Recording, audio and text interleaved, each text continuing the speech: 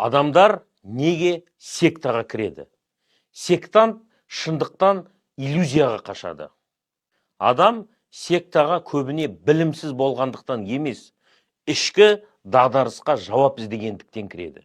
Сол кезде секта оған дайын жауап береді. Сен кінәлі емессің, кінәлі қоғам, кінәлі мемлекет, кінәлі ғалымдар, кінәлі сенен басқасының бәрі.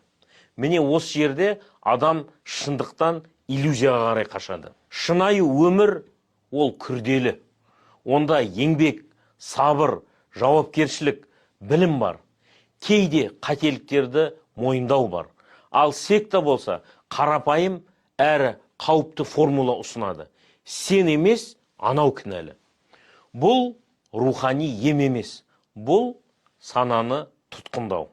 Исламда болса шынайылықтан мұндай қашу жоқ. Дін өз-өзіңді алдау емес, ақиқатпен бетпе-бет келу. Пайғамбарымыз саллаллаху алейхи уассаламның жолында қоғамнан қашу емес, қоғамды түзету бар. Жауапкершіліктен қашу емес, аманатты көтеру бар.